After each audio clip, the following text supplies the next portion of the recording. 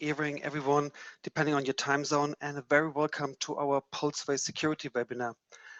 My name is Anders. I'm a solution specialist here at Pulseway, and I'm today accompanied by William Fletcher, who is the strategic alliance manager at Webroot. We are here to talk today about Webroot. Who are they? What do they do? And naturally, how do we implement Webroot into our web and mobile app? We expect this to last about 50 minutes, and we will have a chat box down there for the Q&A, so you feel free to answer us any questions. We will try to find the time at the very end to go over these questions with you and answer as much as we can.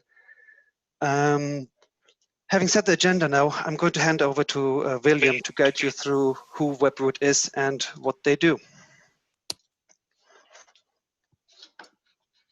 One second, William, I'm going to give you the share. You can share your screen now. No worries. Thank you very much, Andres. Can you see my screen now? Let me try that again. I cannot at the moment. No, I can, yeah. Excellent. Well, thank you very much, Andres and Edgar, for that introduction.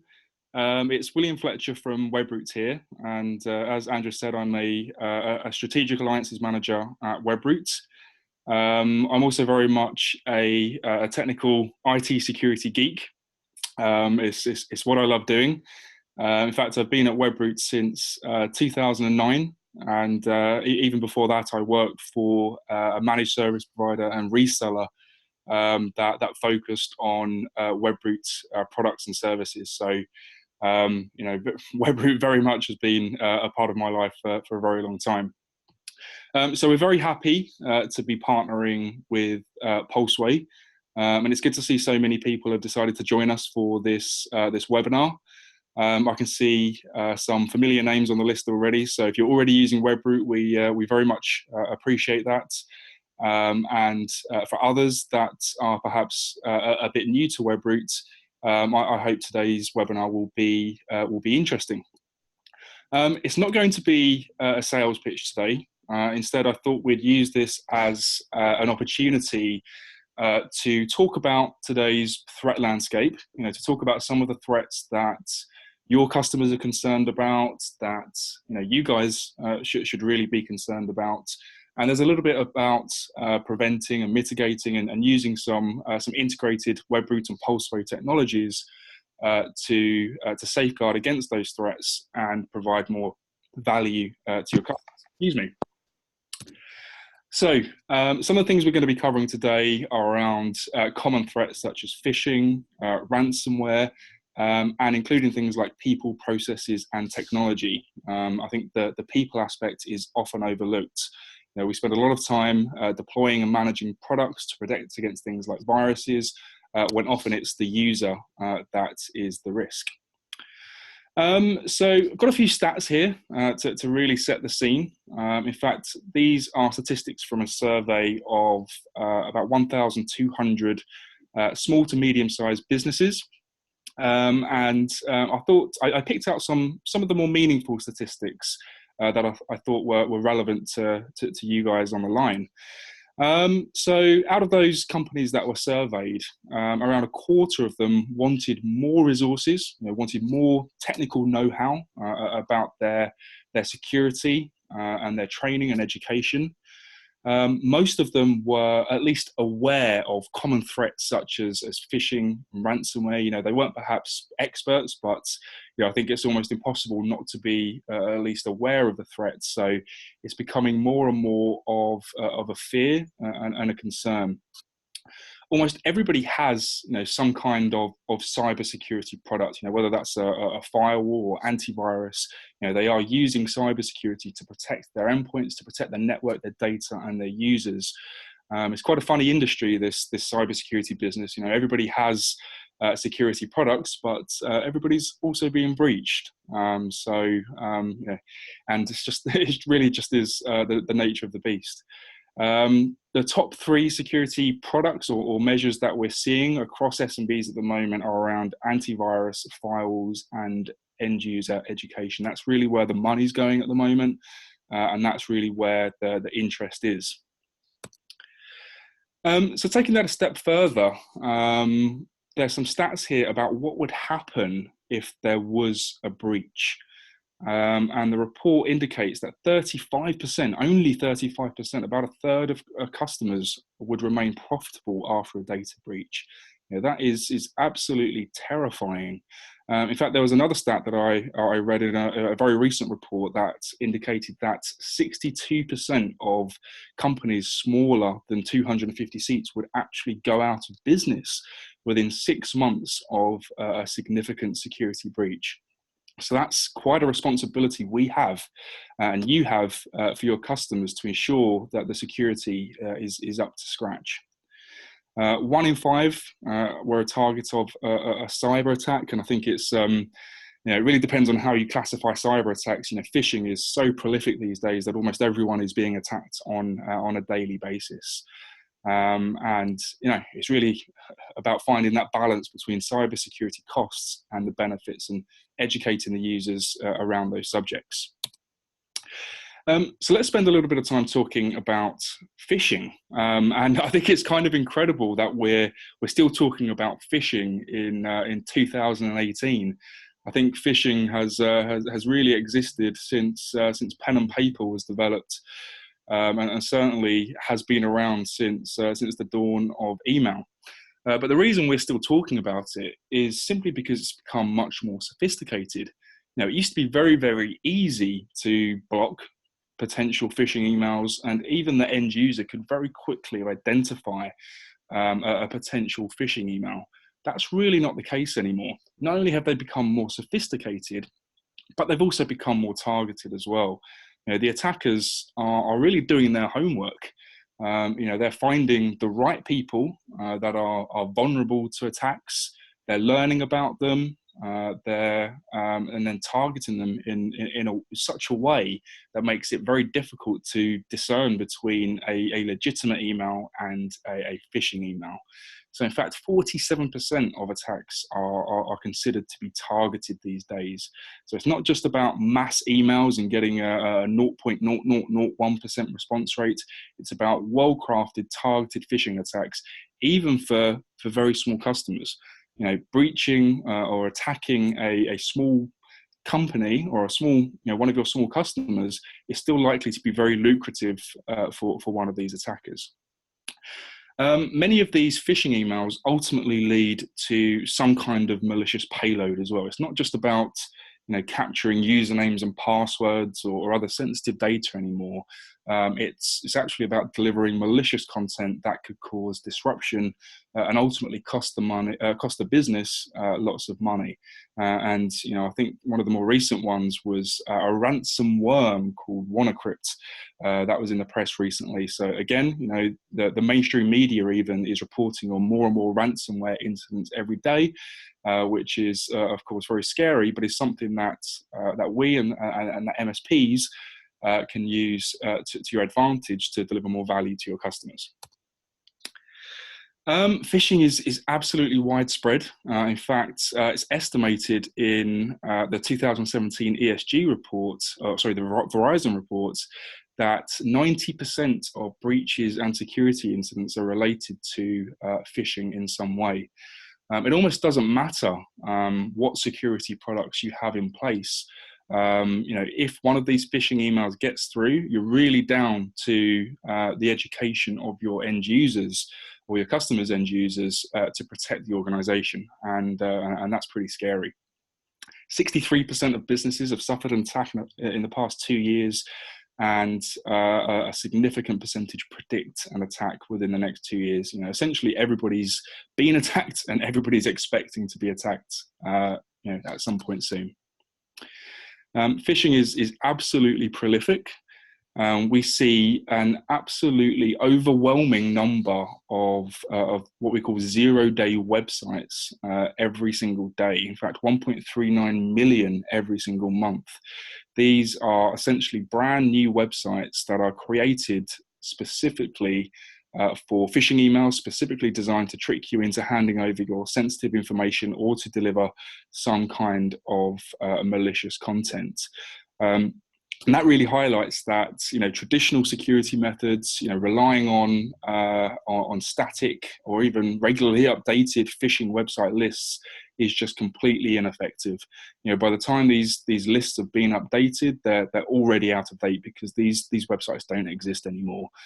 They've done their damage, they've collected their data, they've delivered their malicious content, and they disappear. And a pretty scary figure on the right there, $500 million yearly cost of phishing scams for American businesses. So, it's not just about disruption, there's a significant cost involved with this attack as well. I mentioned already that phishing is sophisticated and it often fools IT professionals. In fact, I mentioned earlier that I've been at Webroot since 2009, and quite recently I almost fell for a phishing email myself. I'm not ashamed to admit that. I was actually contacting an online retailer to try to get a discount on a product. We had a bit of back and forth over email, and the next day I received an email telling me, simply saying, further to our conversation, please find attached a brochure. This seemed perfectly reasonable. It was someone that I was talking to. It was reasonable to send me a brochure, so I clicked on the attachment. When I clicked on the attachment, it signed me out of my Gmail account and asked me to re-authenticate. Didn't raise any alarm bells initially because sometimes that happens. Maybe my IP changed or the session expired or something like that. So I entered my Gmail email address, I entered my password, and I was just about to hit return. I thought, this hasn't happened for a while. This seems a bit suspicious. So I viewed the source of that web page, and I was able to identify that a man in the browser attack had occurred and had dynamically injected an iframe into this website that appeared to be secured by SSL. And the username and password field was actually referring to some Russian website that would ultimately capture my Gmail username and password. Doesn't sound too bad to lose your Gmail username and password because you can then just go and reset it. But if you think about every single system that's attached to your email address, once they've got access to your email account, they can access pretty much anything. They can access your social networking accounts. They can access your Amazon account. They can then capture small nuggets of information that can be used in social engineering attacks in the future. Maybe you'll then get a phone call in a couple of weeks' time from an Amazon rep telling you that there's been a recall on a product that you've ordered and you're due a refund, and they request your credit card details. A lot of these things, you and I would not fall for, but do you trust your customers not to fall for that? That's a very difficult question to answer. So, even for IT security professionals, phishing has become very, very difficult to identify. And of course, it follows the money. So if you're an MSP that's focused on customers that are financial institutions, for example, you've got the customers that are really going to be targeted by phishing emails. So you've really got your work cut out to protect those customers from attacks. I mentioned already that only real-time anti-phishing will succeed. You cannot rely on static lists to protect from phishing anymore because they're already outdated. So putting phishing to one side, ransomware is really the hot topic these days. In fact, it feels like it's been the hot topic for many number of years now, and that's because it's absolutely rampant. I think we all consider CryptoLocker to be the first mainstream variant of ransomware. It really wasn't the first version of ransomware. In fact, ransomware has been around for many decades, but it was the first, more sophisticated one that really caught a lot of security companies off guard and was ultimately very successful in extracting money from customers. And at the time, it was certainly predicted that there would be lots more variants of ransomware, and that was certainly proven to be true. CryptoLocker, Locky, Petya and not Petya, the list goes on. There have been literally thousands of different versions that all operate in different ways and are difficult to detect in their own way. Ransomware variants designed to, again, specifically steal money. We've had, certainly in the UK and over in America, we've had health institutions targeted. These tend to be organisations that are still using, older operating systems or older software that's likely to be vulnerable, simply because they don't have the funds in order to implement effective security methods. So it tends to be the weakest parts of the world that are ultimately impacted by these types of threats. And recovery and remediation is very, very costly. We've had a lot of misleading advice coming from security companies and different governments around the world. We've had some advice saying, you might as well pay the ransom because if there's even a chance that you get your files back, it's likely to be more cost effective for you to do that than paying for the cost and the time that it takes to go through a remediation effort. Some of these ransomware attacks are so sophisticated that you do genuinely get your files back most of the time. In fact, if you don't, you can pick up the phone and you can talk to someone. They have technical support teams and they'll help you get your files back. They really are very, very nice terrorists. But ultimately, in many occasions, people pay their fee and they don't get their files back, and they're not decrypted. So certainly the advice from Webroot is to never pay the ransom, but unfortunately many did. So if we talk about some of the methods for protecting against ransomware, of course the obvious one is backup. That's really what you have to have in place as a last resort. But it's absolutely essential, of course, to have an updated, modern antivirus or anti-malware product that's able to detect these types of threats. And honestly, traditional anti-malware products were just never designed to protect against the overwhelming amount of sophisticated ransomware infections. And honestly, these companies will be the first to admit that. And also, employee training has become very, very important. And I presented at an event yesterday, and so many MSPs and customers were coming up to me saying that they need a user education platform because it's really the best way of protecting the organization's data and ultimately from any disruption that could be caused. So, and that's why Webroot have launched our security awareness training platform, which I'll talk about very soon. So let's move on to the people aspect. I think this is a standard, some standard terminology here: PPT, people, process, and technology. We think that staff training and awareness is absolutely important, in addition to all of the products that you have in place, but it's also about the processes as well. You need to have appropriate management systems, access policies, best practices, and many governments even around the world have implemented frameworks for IT audits.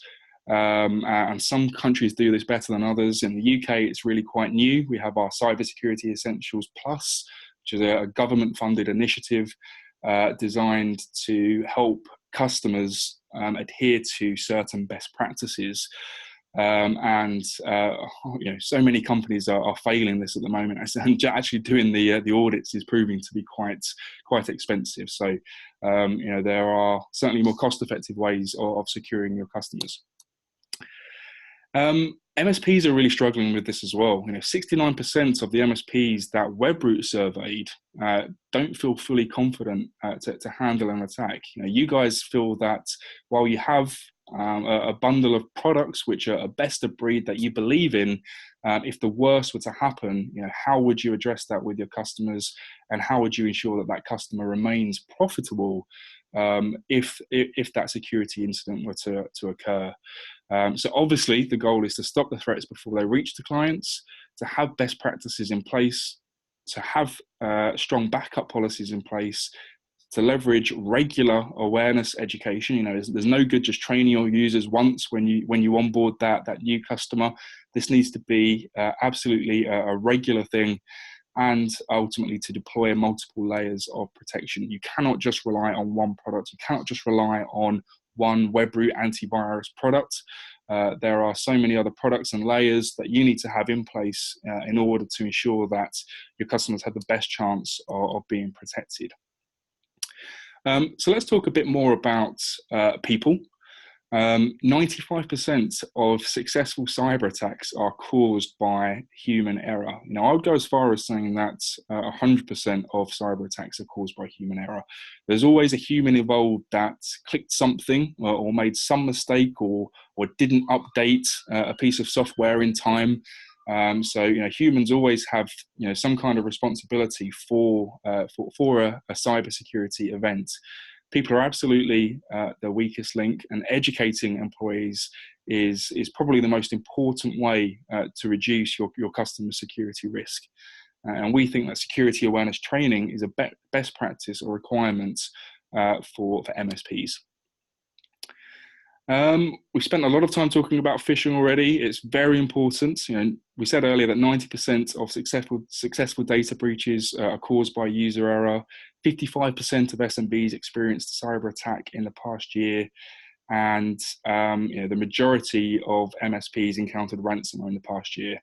I think that's probably 78% of MSPs that were willing to admit it that were impacted by ransomware in the past year.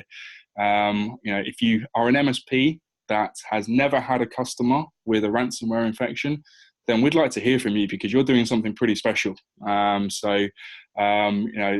just seems very unlikely that you have customers that have never been impacted by ransomware. So it's just so prolific and so pervasive that everyone has been hit and everyone is at risk from these types of threats. So let's talk a bit about the Webroot security awareness training platform. It's something that we very recently launched through Pulseway.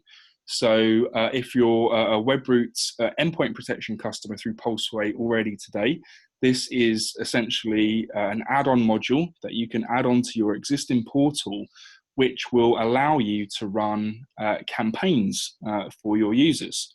You have access to essentially unlimited campaigns. It's licensed on a per user basis, and you can decide what campaigns and how many campaigns you run for your users or your customers' users.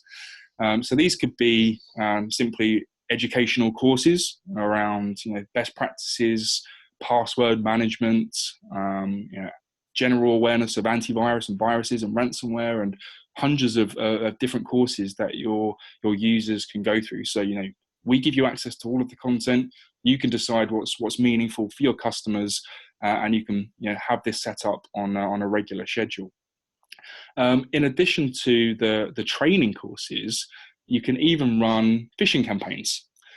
So we have a whole host of custom phishing campaigns, templates that we've crafted already that you can go in and customize. So, things like banking emails, like Amazon gift voucher emails. You could send out a phishing email to the employees of one of your customers saying, thanks for a great quarter, thanks for a great month. In return for your help this month, here's a $50 Amazon voucher, and it looks exactly like a genuine email from Amazon. You can then capture the response rates from those emails. So 25% of people click on that Amazon gift card. You can then present that data to your customer and say, guys, there's a real problem here. 25% of your users fell for this phishing attack. They need to go through further training. And this is something that you can do on a regular basis. In certain parts of the world as well, it helps customers to adhere to certain compliance regulations as well. So we've got companies on the line today from every single part of the world that I can see. So I'm not going to talk about specific countries, but if you do have certain regulations in your country, the Webroot security awareness training platform could potentially help there. So the goal of the security awareness training product is to ultimately make users aware of the risk rather than just clicking on everything that comes in. It's designed to improve behavior, make people more responsible for security in the company. It's not just a responsibility of the MSP or the IT department. Everybody has a responsibility for the security of the company. It's important to implement best practices and meet compliance objectives. And ultimately, it's about increasing efficiency and revenue. So when you're actually talking to your customers to convince them to take this product or to include it as part of your managed services bundle, it's very important to refer to the revenue impact of this product and to potentially highlight some of the stats that I referred to earlier. About 62% of companies going out of business within 6 months if they are breached. That really helps to drive home the need for this type of product. So aside from the people and the education side, Webroot has a couple of other products designed to protect your customers. We have a web security product called Webroot DNS Protection, which is a DNS layer product designed to protect your customers from malicious websites, things like phishing emails or other websites designed to deliver malicious content. But it's also a productivity product designed to prevent users from accessing, perhaps inappropriate content, things like social networking or other inappropriate content for the workplace. So again, there's a revenue benefit there as well. So it stops DNS attacks by protecting the DNS connection. We have data centers all around the world, scalable, highly resistant data centers designed to provide DNS responses with zero latency. This is not like a proxy product where your website was where your web traffic was redirected through some third-party data center. This is simply a zero latency, essentially, DNS response where our policies hosted in the cloud decide whether your users are allowed to access certain content. It allows you to enforce acceptable web access and gets rid of all of the high-risk websites with zero latency, as I already mentioned. In addition to that, there's also a logging and a reporting aspect, which is all integrated into the same endpoint protection product, which I know some of you on the line are familiar with. But we also have our endpoint protection product, and this is by far our most established and successful product. In fact, we have over 30 million users around the world using our endpoint protection products. We have the #1 market share in North America retail, and we have the #1 market share in MSP all around the world. And the endpoint protection product is designed to be a multi-vector solution. It's not just a one-time, if we detect it, great. If we don't, you're in trouble. We have multiple layers built into this tiny 800 kilobyte agent. We have our cloud lookups designed to protect you from malicious content, but we also have our identity and privacy shield. We have our web threat shield. We have our USB shield. The product is designed to protect you from threats no matter how they are delivered to the endpoint or to the network. It has real-time anti-phishing built into the product. So we've already talked about how pervasive and prolific phishing is. The Webroot endpoint protection product, when combined with the DNS protection product, is an absolutely perfect solution to protect against those types of threats. We know you guys have already got some kind of email filtering in place, and that does a great job of filtering out the majority of phishing emails, but it probably doesn't do a very good job of filtering out the really targeted, sophisticated ones. And they're the ones that you ultimately care about. So that's what Webroot does very, very well with that real-time anti-phishing module that's integrated. And perhaps even more importantly is the infection and remediation stage. Webroot, I like to think of us as one of the only honest security vendors in that, we believe in our technology, we believe it's the best, but we also admit that at some point in the future, there's a chance that something will get through. Unfortunately, that's just the nature of the world that we live in. So it's very important to have the features and the layers in place to recover from those situations, to prevent the data from leaking, even if you are infected, and to recover those files that are damaged during infection. So that's what we do with our monitoring and journaling feature. And there's just a quick illustration of our multi-vector protection here, specifically when related to phishing emails. So the example here is that the user receives a phishing email. The user clicks on the link within that phishing email. That takes them to their web browser and ultimately to a malicious website. But you can see here that there are multiple layers in place designed to catch this threat at each different stage. So it starts off with our DNS product and our web threat shield. Then we have our real-time anti-phishing module, our real-time shield, and then ultimately the behavior shield. So the chances of something getting through every single one of these automatic defenses is very, very slim, especially when compared to other more traditional security products. So to very quickly summarize, SMBs clearly, according to the statistics that we receive from our survey, are not well served by the IT security industry. They're still being breached very, very regularly, and there's still a lot of fear. They understand the risks, or at least they're aware of the risks, but they don't really know how to handle them. It's the responsibility of the MSP to educate, to help, and to guide them to the solutions that they need in order to stay protected. And they need a solution that's integrated and covers multiple layers. And to tackle phishing threats and other threats specifically, you need to align IT security people, other people, processes, and technology, and look to real-time defenses. And as I mentioned before, education is absolutely important to protect your customers. Wow, so I haven't really been keeping track of time, so it looks like I am actually right on schedule for a 30-minute presentation, which is fantastic. So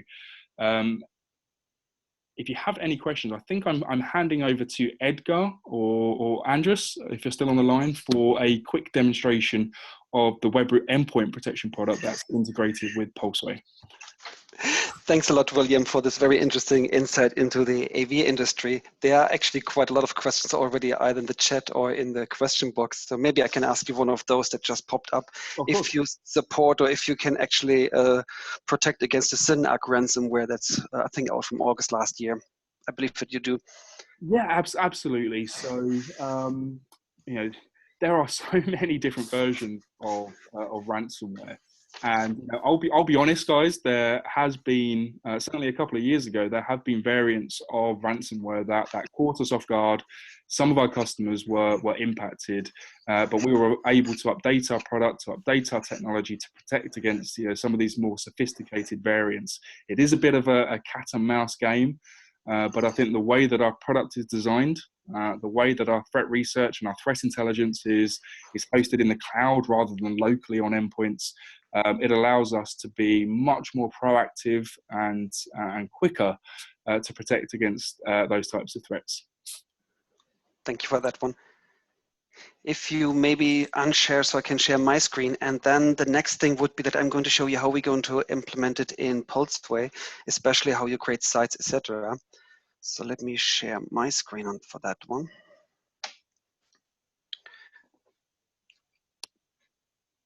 You should be able to see something.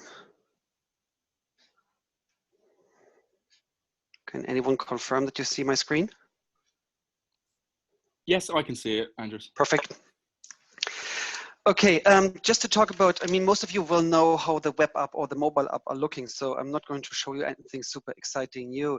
The idea behind is that now when you go into the antivirus section, you will just see a new field around the licensing part that is touching the new Webroot, where you can sign up yourself for a site and then go in and get a trial. On this server at the moment, you won't see a button, but down here on the right-hand side, you will be able to see a button that says Start Trial. When you click on it and fill out the data, you will get an email. Up to 30 minutes it may take, so please be a bit patient on that one. But it will send you all the login credentials that you will need to sign up and create your sites within the mywebroot.anywhere.com. And once you log in, you see a similar dashboard that you see right now on my screen. And from there on, what you will do is you just start creating separate sites. What you do is when you sign up either for the trial for the beginning or later on when you get a proper license pool, you will break it down into separate sites for users or for customers. The idea behind it is that if you maybe have a customer where you assign 10 licenses to him for his machines, because that's what the customer is basically buying from you, you're not going to give him all 2, 3, 4, 500 licenses that you have bought for yourself for the book. And when the customer decides after a month or two not to go ahead with you, you just expire his 10 licenses without having any impact to any of your other sites or customers. That will be the idea behind it. So what you will do is you will just create ad site. You give it either a fancy company name or something like that. You can either make it internal site or external, where you can populate a little bit of information. This is pretty much just for yourself, so there's no real changing or building behind that one. It's more that you can organize and see these things by yourself. You can create accounts if you need to, and then you will just basically assign how many seats you will have assigned to that customer. If you have already sites set up, you can copy over your policies from any of the other sites, which will help you to basically copy over your policies rather than having to create everything every time new for every customer. That's the main idea behind it. Then once you have created your site, you are pretty much able to manage everything in there yourself. You can set up your admins, your groups, your policies, and you see loads of policies. But what I'm going to do is I'm just going to create another test one of the many we already have.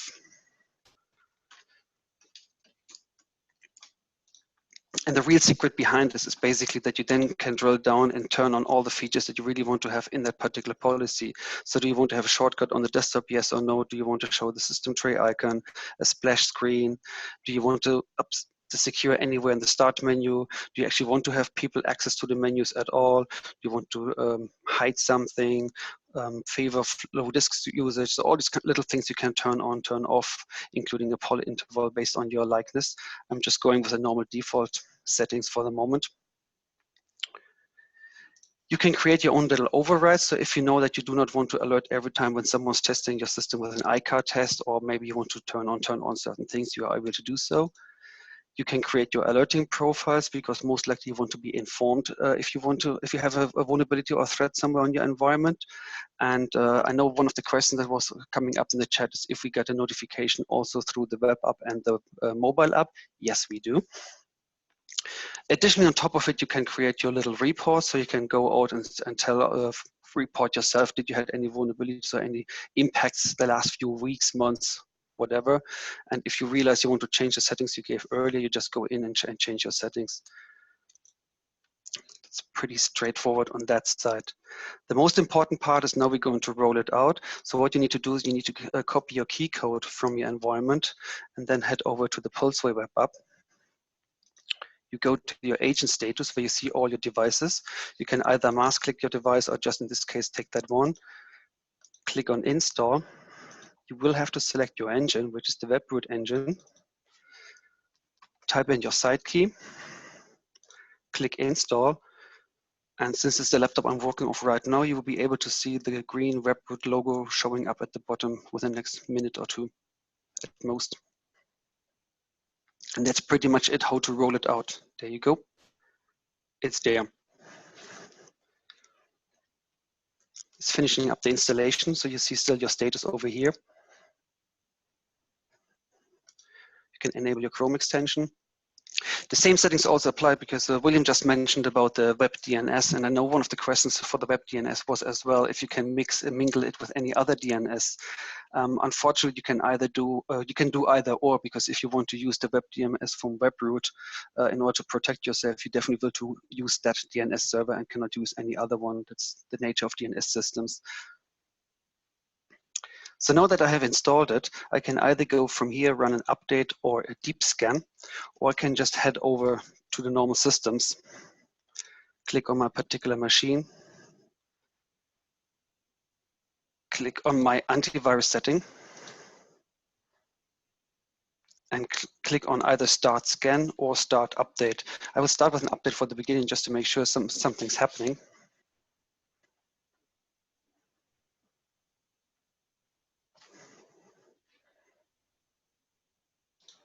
And at the very end, I will then start a scan, and it should start doing a scan once the update has been finished.